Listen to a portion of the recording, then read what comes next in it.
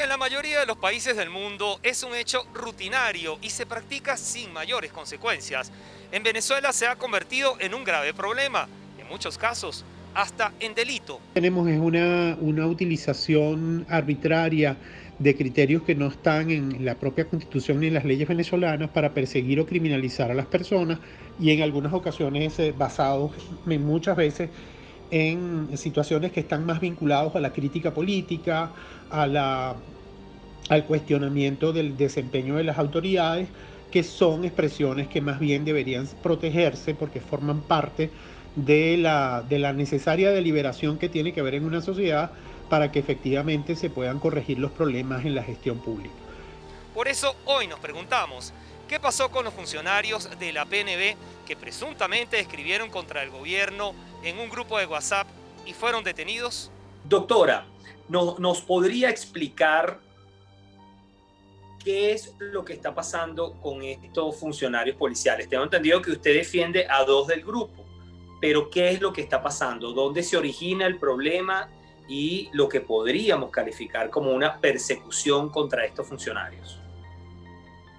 Mira, el día 9 de junio del presente año tuvimos conocimiento de la detención de Nelson Vivas, exfuncionario de la Policía Metropolitana y de la Policía de Caracas, donde nos señalaban que hubo un problema con un chat específicamente que se llamaba Curso 63.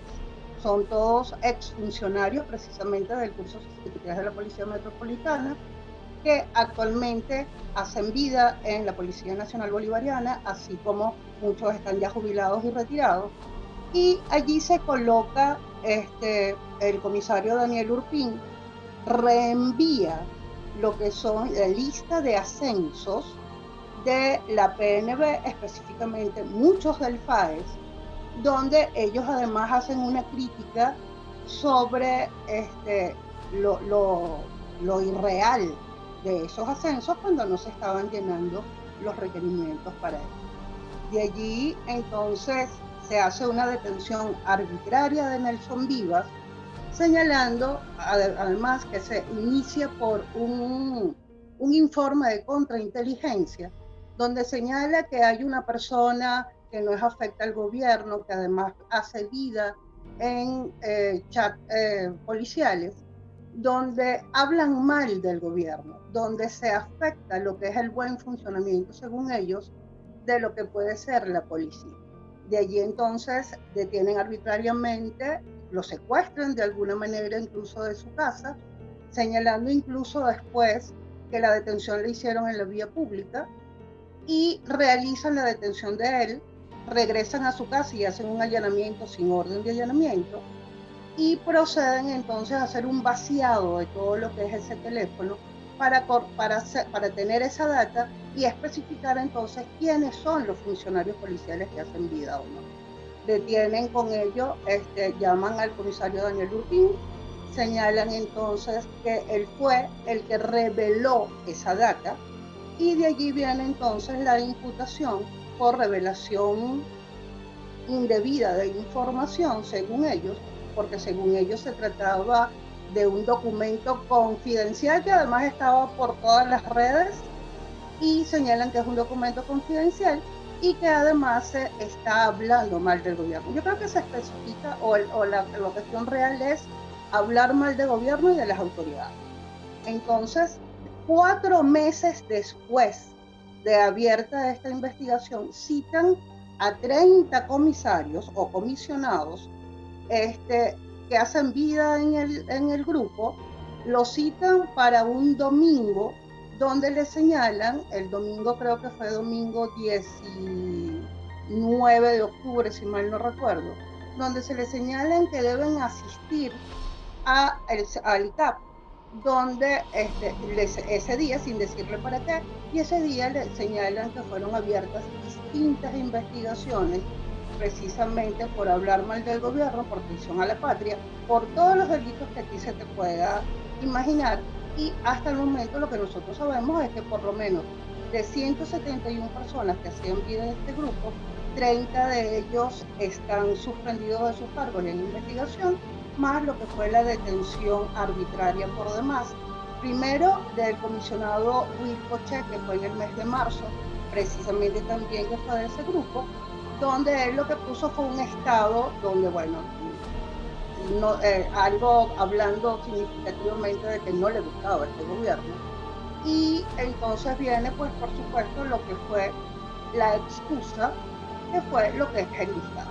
De alguna manera es una persecución a todos aquellos funcionarios policiales que no son afectos al gobierno o que de alguna manera han opinado en contra de él. Hay al menos dos grandes clasificaciones para los tipos de redes o herramientas para la intercomunicación que se están utilizando. Una red como WhatsApp es una red de comunicación privada y es una red en la que tú compartes información. Evidentemente tienes la dinámica de los grupos que genera un espacio para la distribución y compartir información. Y hay otras redes que son redes mucho más abiertas, tipo Facebook y Twitter.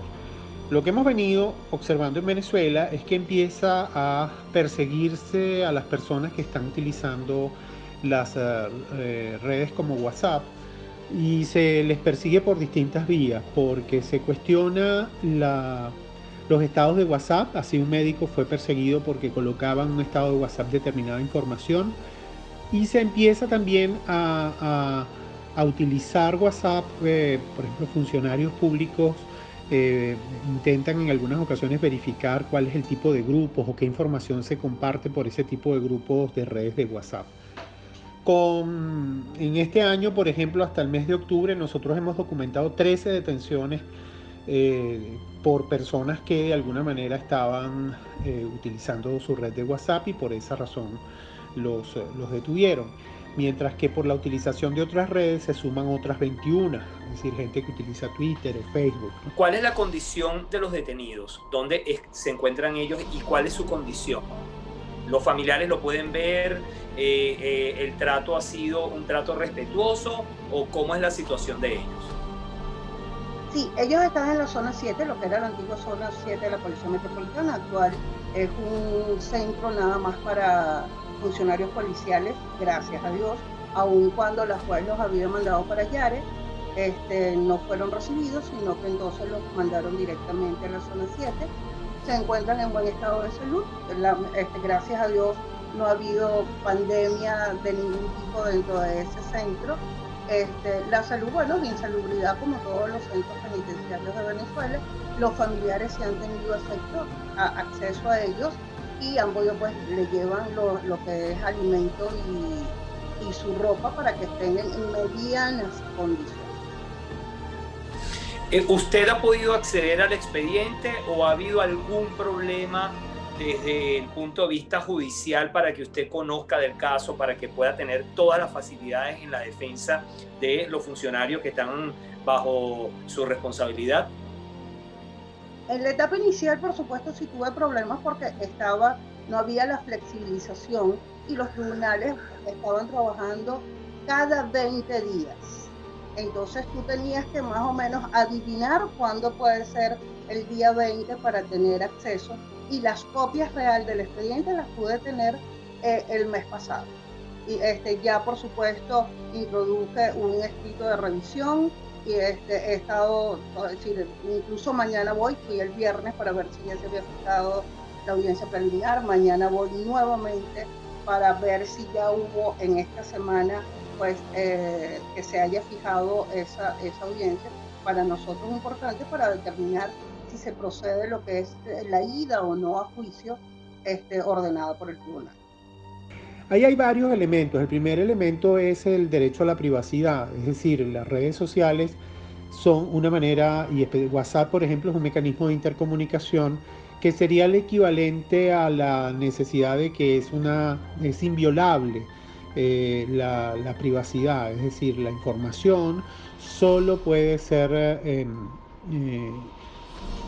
violentada, ese derecho a la privacidad, si hay una decisión judicial asociada a lo que son estándares, por ejemplo, vinculados a delitos que estén vinculados a la salud y moral pública, o gente que esté de alguna manera tratando de alterar el orden público. Es decir, pero no puede ser, y la práctica en Venezuela es que muchas veces lo primero que ocurre en una detención cuando una persona está en la calle y a veces esa persona lo que está es documentando un hecho de corrupción o violación de derechos humanos es que le quitan el teléfono, le solicitan desbloquearlo y empieza a revisarse la información y los grupos en los que está, ¿no? Y después un elemento adicional de esto es que agarran y toman esas pantallas y después te encuentras a funcionarios que empiezan a divulgar las pantallas de algunas personas que se han detenido y se utiliza como un mecanismo para descalificar.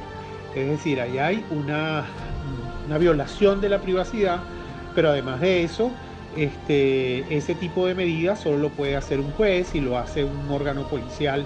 No puede divulgarlo porque en muchas ocasiones lo que está haciendo es violentar de alguna manera los derechos conexos a la propia honra, a la intimidad, pues dinámicas que tienen que ver con comunicaciones que están vinculados a la esfera y a la vida privada. Entonces, eso violenta, por supuesto, la Constitución y los tratados internacionales de derechos humanos. Eso se hace de modo arbitrario, no tiene ningún sustento legal. Y en algunas ocasiones también se ha perseguido a gente que utiliza las redes sociales y además de eso se lo somete a procesos judiciales. En Venezuela la apertura de un proceso judicial es la anticipación de un castigo. Es decir, porque no es que tú vives en la incertidumbre, muchas veces las personas son detenidas, después se les colocan medidas cautelares, es decir, medidas de régimen de presentación, en ocasiones no pueden hablar de su caso. Entonces se le aplica un castigo anticipado y las personas están imposibilitadas de defenderse. Logra filtrar la información del grupo de WhatsApp. ¿Hay algún delator identificado? ¿Cómo se filtra eso que se había compartido en un grupo que se supone es de personas que comparten sus números y que es algo íntimo allí? Indudablemente debe haber alguno o algunos que dio, pues por supuesto, noticia de lo que se estaba conversando allí, porque ya ellos incluso tienen años con ese grupo y salió esto. Primero, lo que fue con el comisionado Wilcocher, donde incluso en plena audiencia de presentación le dio un ACB y en vez de darle la debida asistencia fue lanzado en lo que era el sitio de reclusión que él tenía sin la debida asistencia médica.